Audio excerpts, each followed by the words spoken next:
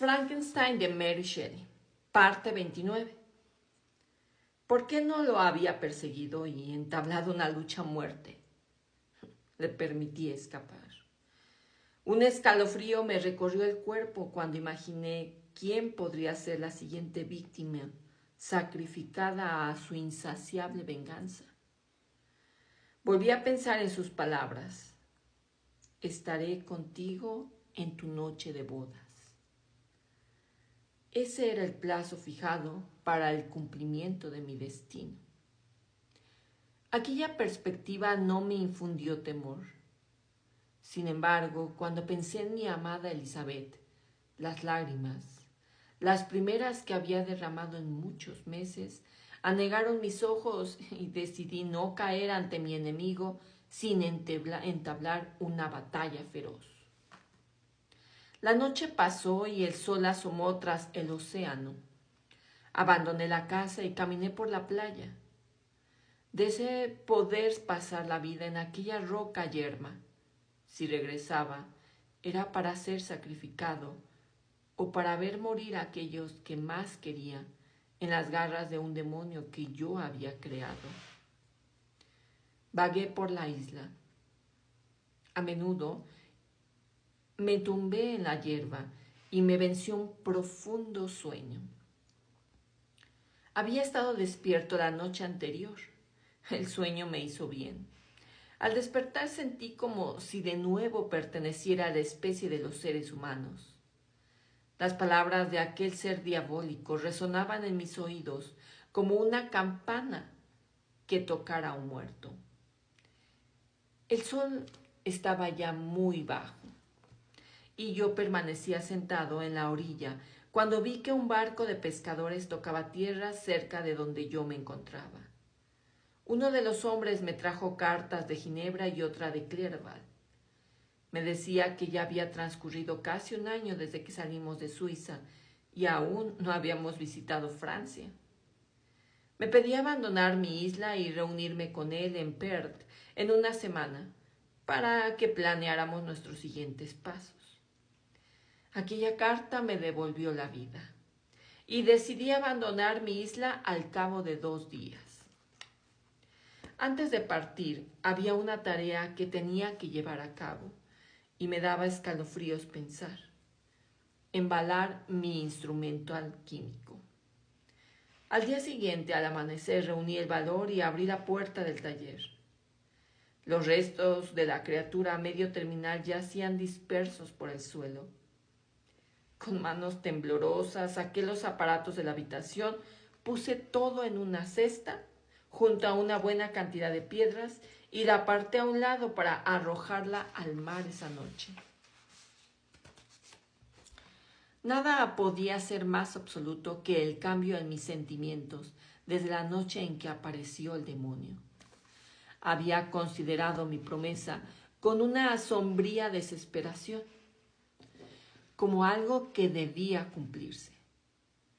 Ahora me sentía como si me hubiera quitado una venda de los ojos y pudiera ver muy claro. La idea de volver a ese trabajo ni siquiera me pasó un instante por la cabeza. La amenaza que había escuchado pesaba en mis pensamientos.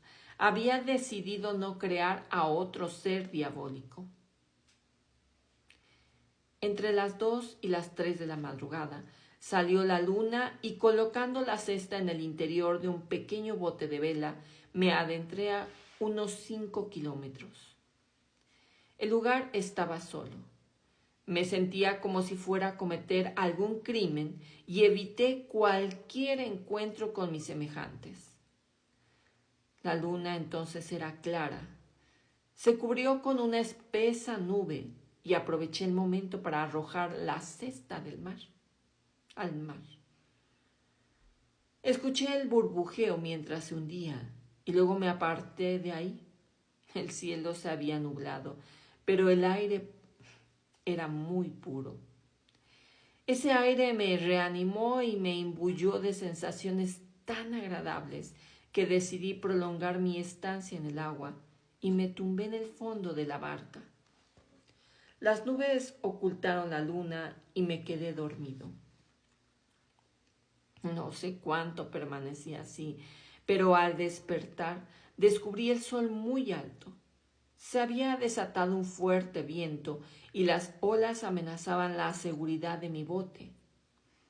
Intenté cambiar de rumbo, pero si volvía a intentarlo, el barco se llenaría de agua. Mi única solución era navegar a favor del viento. Confieso que sentí un poco de miedo. No llevaba brújula. El viento podría arrastrarme al Atlántico abierto y sucumbiría a todas las penalidades de la inanición. O podrían tragarme las aguas insondables que rugían y se levantaban amenazantes a mi alrededor. Ya llevaba muchas horas en el bote y comenzaba a sentir las punzadas de una sed ardiente. Miré a los cielos, que aparecían cubiertos con nubes que volaban con el viento, solo para ser reemplazadas por otras. Observé el mar.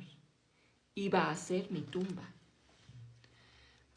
Pensé en Elizabeth, en mi padre y en Clerval, y me sumí en una ensoñación tan desesperada y aterradora que incluso ahora tiembla al recordarla. Pasaron unas horas. El viento se fue calmando y se transformó en una ligera brisa, y el mar se vio libre de grandes olas. Pero aquello dio paso a una fuerte marejada. Casi agotado por el cansancio y el sufrimiento, la repentina esperanza de vivir me embargó el corazón como una cálida alegría, y mis ojos derramaron abundantes lágrimas. Qué mudables son nuestros sentimientos y cuán extraño es ese apego tenaz que tenemos a la vida, incluso cuando sufrimos. La orilla tenía un aspecto rocoso y agreste.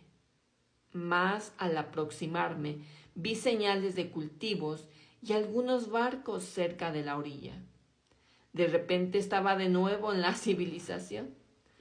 Descubrí con alegría un campanario que se elevaba a lo lejos. Como me encontraba en un estado de extrema debilidad, después de tanto esfuerzo, decidí dirigirme hacia la ciudad, porque sería el lugar donde podría procurarme algún alimento. Llevaba dinero.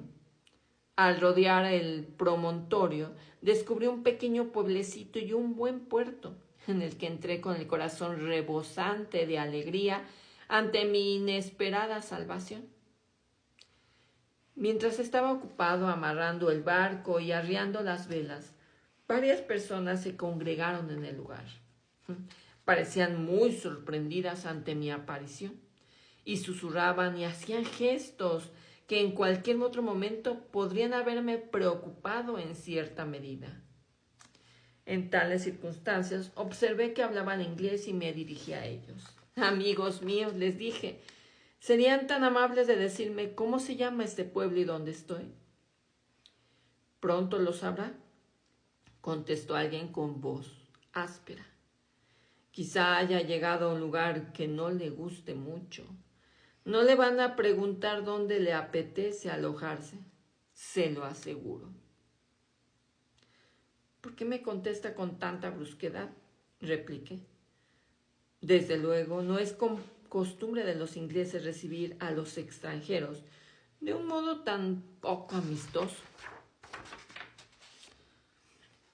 No sé cuáles son las costumbres de los ingleses, dijo, pero la costumbre de los irlandeses es detestar a los criminales.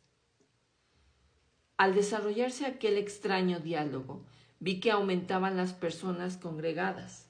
Su rostro expresaba una mezcla de curiosidad y enfado, que me molestaba y asustaba. Di un paso adelante y un murmullo se elevó entre las gentes mientras me seguían y me rodeaban. Un hombre de aspecto desagradable me dio unas palmadas en el hombro y me dijo: «Vamos, sígame a casa del señor Kirwin. Tendrán que darle explicaciones». ¿Quién es el señor Kirwin? ¿Y por qué tengo que dar explicaciones? ¿Acaso no es este un país libre?